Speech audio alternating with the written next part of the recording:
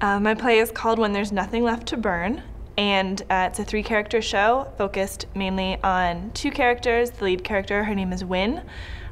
She's a senior at a university, a small New England university, and she is this daughter of the professor, or of the president of the university, and she meets Chase, who is a freshman, and he's the son of a professor at the university, and they kind of start this strange, confusing friendship that blossoms into romance more on Chase's end. And when she discovers that his father is this professor that she's been lusting after for a while, things get a little bit more complicated, and the professor Adrian steps in, and it creates a very interesting love triangle sexually and romantically.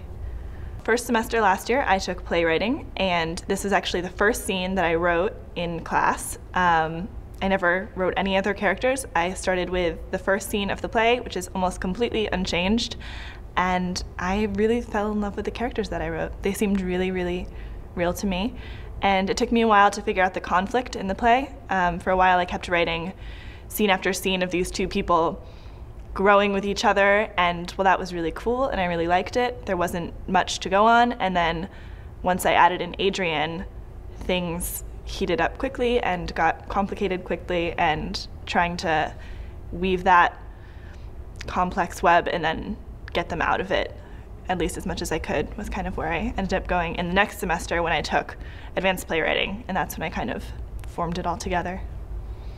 I was really interested in exploring when people have an idea of someone that they're really obsessed with, and these kind of outlines that we create of people falling in love with someone because they're a starving artist and that's really appealing to you, or falling in love with someone because they're a professor and that seems really interesting.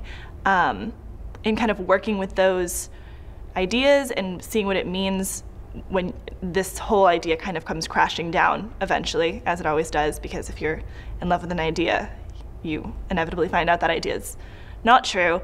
So I wanted to work with that in a few different ways in this piece, see what that meant in terms of who was doing that, in terms of their age, in terms of their gender, and kind of changing it up from what I felt like would be the normal way to go about doing that.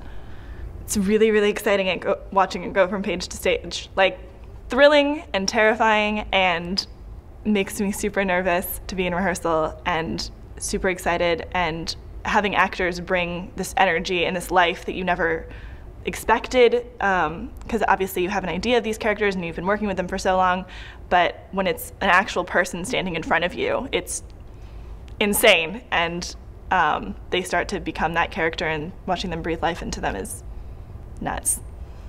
There were a few things that surprised me. I guess mostly I was surprised by how things sounded out loud versus how things sounded in my head.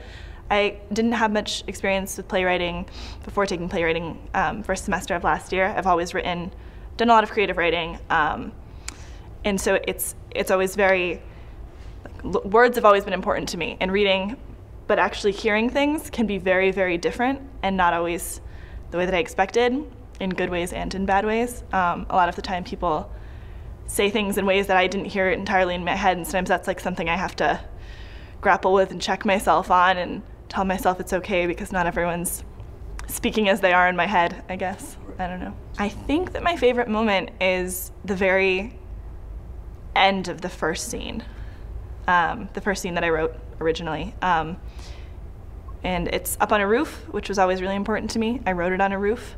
I was sitting on a roof and just looked out and decided to write this whole little scene taking place where I was. And I like the danger of feeling that, which I had in writing it, but then the way that we're performing it, it's actually really high up. So we have our actress sitting on this ledge, and it's a little scary, but I really like it, and I like the danger that it kicks the play off with.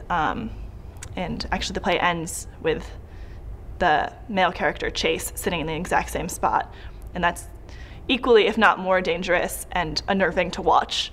And I really like that, because it's like really eliciting of something, and I like that. I hope that the audience walks away with a deeper understanding of how they see people, and if they're inclined to see people as people, or if they're inclined to see them as ideas instead. that was always really important to me in writing it. There's also a whole issue of sexual consent and bordering on sexual violence that's in the play, which I never wanted to be the main point of the play, but it's kind of also impossible to avoid. I've found it's impossible to avoid dealing with that huge question, and I want that to be a conversation that people are having as they're leaving the theater.